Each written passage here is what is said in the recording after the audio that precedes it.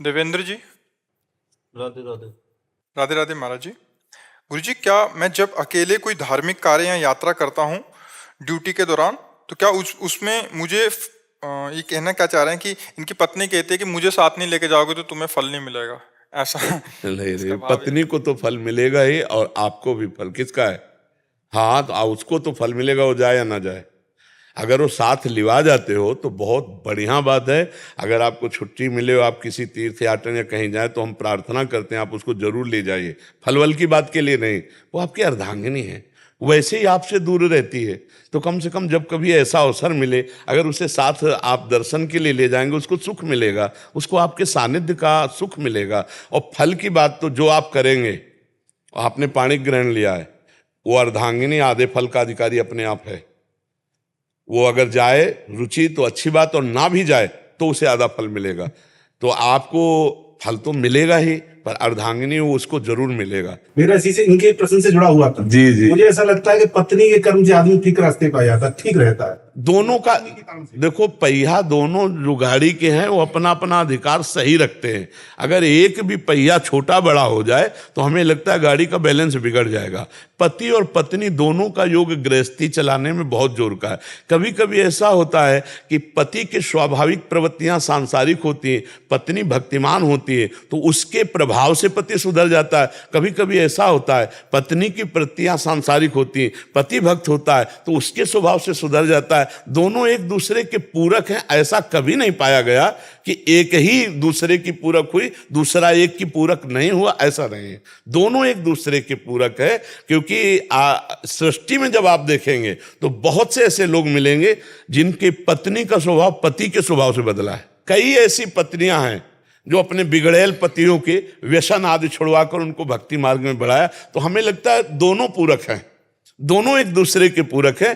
कहीं एक से दूसरा पूरक है तो कहीं दूसरे से एक पूरक है। दोनों एक दूसरे के पूरक है। और हम भगवान से ही प्रार्थना करते हैं कि दोनों सद्बुद्धिवान बने, तभी गृहस्थी बहुत सुंदर चलेगी। अगर दोनों का अलग अलग मार्ग, अपनी अपनी रुचि और अपनी अपनी वासना के खेल रहे, जो आज शुरुआत हो रही है, वो बहुत हानिकारक है, गृहस्थी के लिए बहुत हानिकारक है। अब पति अपनी पसंद और पत्नी अपनी पसंद, वो गृहस्थी किस काम की? दोनों की धीरे धीरे पसंद मिले, दोनों एक प्राण, एक स्वभाव, एक मन वाले बने, तो गृहस्थी धर्मयुक्त होकर भगवान जैसे गृहस्थों में प्रकट हुए, भक्त जैसे बड़े बड़े परमहंस गृहस्थों में प्रकट हुए।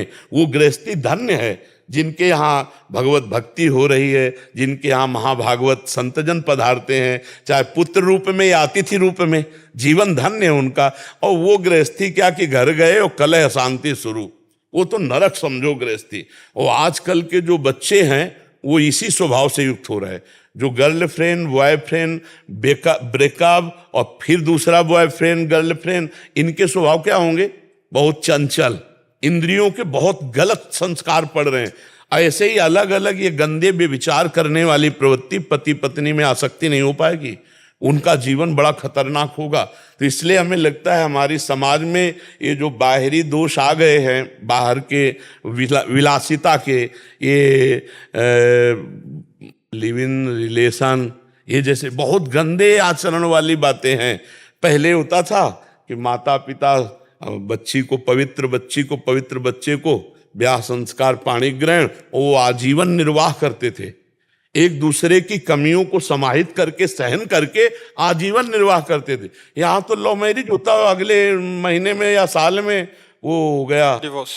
हाँ, वो कहते हैं प्रेम विवाह। तो बहुत अब जो गृहस्थी है बहुत संभाल के चलाने लायक है, क्योंकि नए नए जो बच्चे हैं उनके संस्कार बहुत गलत हो रहे हैं, चरित्रहीनता बढ़ती जा रही है। तो गृहस्थी में बड़ा समस्या है, चरित्रहीनता बहुत बड़ी समस्या है, और वो बढ़ती चली जा रही है, हमारे समाज में बढ़ती चली जा रही है।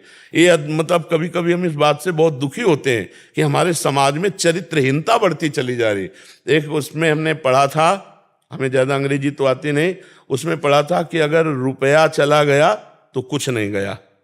Money is loss, nothing loss is loss, और health is loss, something is loss, और character is loss, everything loss.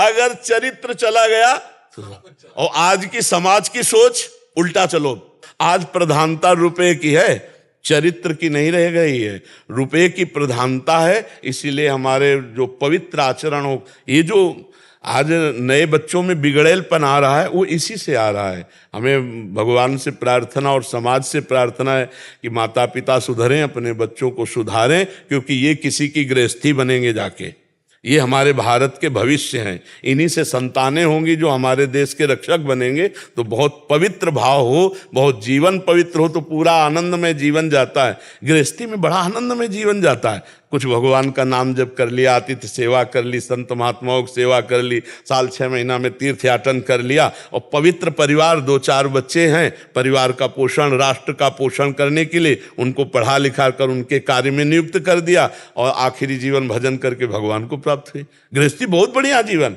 विरक्ति जीवन तो खुले मैदान का युद्ध है पूरे जीवन। 50 साल बाबागिरी बहुत सच्चाई से की, और 5 मिनट में भ्रष्ट हो गए तो 50 साल में पानी फिर गया? नहीं फिर गया, पूरे जीवन में पानी फिर जाएगा। तो गृहस्थी धर्म से भजन करते हुए भगवत प्राप्ति सरल है, और बाबा जी बनकर भजन करके बहुत कठिन है, बहुत कठिन है। 1-2 साल मन को मार के, पूरे जीवन मन को मार के रहना है।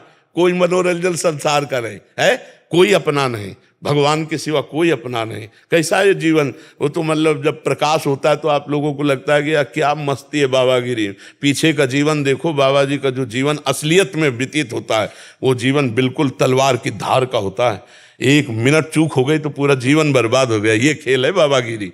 1 मिनट अगर चूक हुई तो पूरा जीवन बर्बाद हो गया।